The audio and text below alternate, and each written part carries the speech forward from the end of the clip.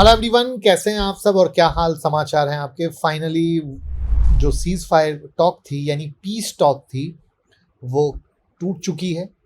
अब ट्रम्प वापस से पगला गए हैं और वापस से कह रहे हैं कि हम जो हॉर्मुज है उसको ब्लॉक करेंगे और कई तरह की बातें कर रहे हैं। अब यहाँ पे इम्पॉर्टेंट ये होगा कि जिस तरीके से वॉर रुक गई थी सीज फायर के कारण, अब यहाँ से सिर्फ डायलॉग बाजी चलती है या कुछ एक्शन भी होता है, और उसके दौरान आपको अपने पोर्टफोलियो पे क्या करना चाहिए, हम सबके बारे में डिस्कस करेंगे।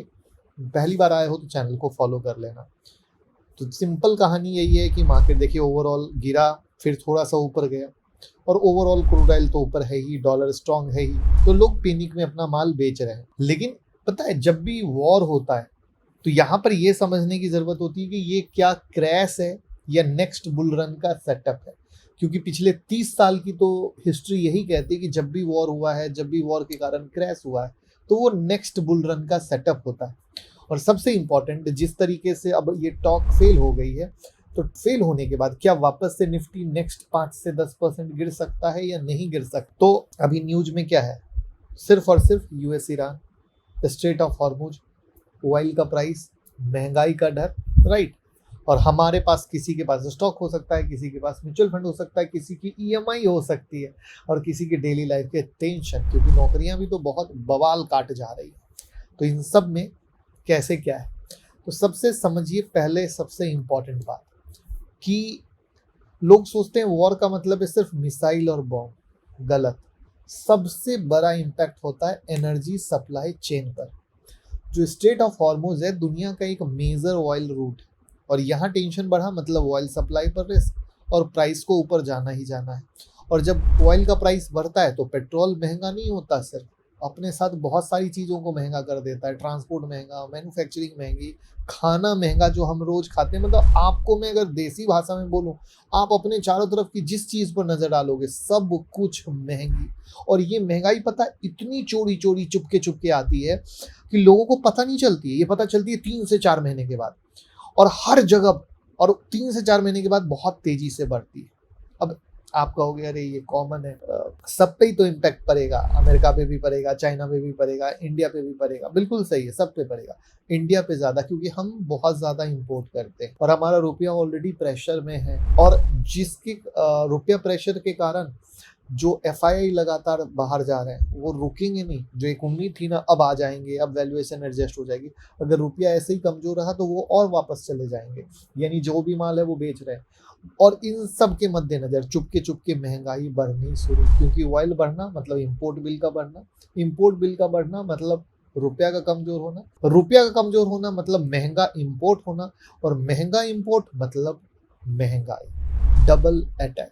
और इसलिए इंडिया में पेट्रोल, डीजल, खाना सब पर इम्पैक्ट दिखता है, और यही है रियल इन्वेस्टर का रिस्क।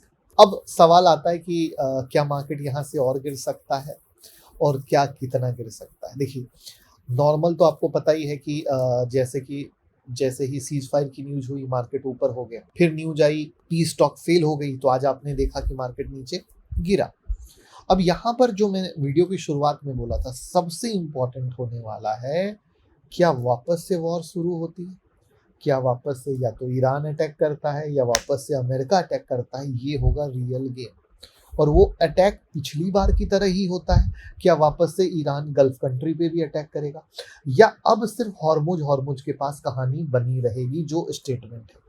और अगर हॉर्मुज के पास भी कहानी बनी रहती है, तो चूंकि आपको पता है, मैंने अभी वीडियो की शुरुआत में इसलिए डिटेल में बताया कि वहीं से होती है सारी क्रूड ऑयल की कहानी, तो उस क्रूड ऑयल की कहानी में इम्पैक्ट पड़ेगा। तो ये बहुत इंपॉर्टेंट होने वाला है, ये आने वाला 3 से 4 दिन, कि किस तरीके से क्या होता है।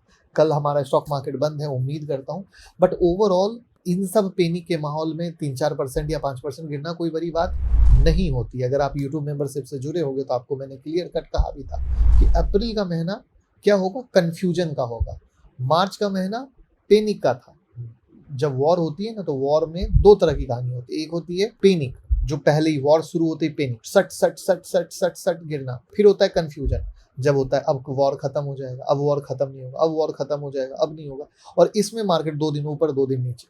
तो पैनिक वाले में नॉर्मल इन्वेस्टर जो नए-नए आए रहते हैं वो निकल जाते हैं, कन्फ्यूजन वाले में थोड़े उससे पुराने वाले रहते हैं वो निकल जाते हैं।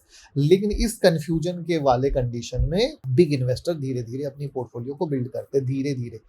तो इसीलिए मैंने आप लोगों को, अगर यूट्यूब मेंबरशिप में सुना होगा, तो मैंने कहा था कि लमसम कदापि मत लगा लेना, बट इस गिरावट के बाद एसआईपी तो बनता है। तो ये चीज है, ठीक है। और ऐसे टाइम में पता है जो मेजर लोग क्या करते हैं, पैनिक सेलिंग, बहुत गलत बात है। क्योंकि देखो मैं आपको बड़ी सी चीज बताता हूँ जो आपके थॉट प्रोसेस को बदल देगा। एक होता है ब्रोकन मार्केट, एक होता है ब्रोकन बिजनेस। देखो मार्केट कभी कभी फियर से टूटता हुआ लगता है, लेकिन सरकार, लिक्विडिटी और पॉलिसी सब मिलके उसको वापस खड़ा कर देती है। लेकिन अगर बिजनेस ही खड़ा हो गया हो तो फिर रिकवरी मुश्किल होती है। यानी दोनों चीजें अलग है, राइट? दोनों चीजें बहुत अलग है और दोनों धंधा अलग है। तो स्मार्ट इन्वेस्टर क्या करता है, वो गिरते मार्केट में स्ट्रॉन्ग बिजनेस को चुनने की कोशिश करता है, वीक बिजनेस से दूर रहता है। यानी आपके जो पोर्टफोलियो है उस पोर्टफोलियो में चेक करना होगा कि इस वॉर से कहाँ इम्पैक्ट है, कौन सड़ी हुई कंपनी है जिसको आपने किसी के कहने पे ले लिया था। अब जैसे एआई है, लोग एआई में जा रहे हैं कि हाँ एआई नौकरी खा रहा है, एआई सबको रिप्लेस कर देगा। सही है, रिप्लेस कर देगा, लेकिन मुझे एक बात बताओ, बैंकिंग सिस्टम को रिप्लेस कर देगा? क्रिटिकल इंफ्रा को रिप्लेस कर देगा? क्योंकि यहाँ पर ट्रस्ट चाहिए, राइट?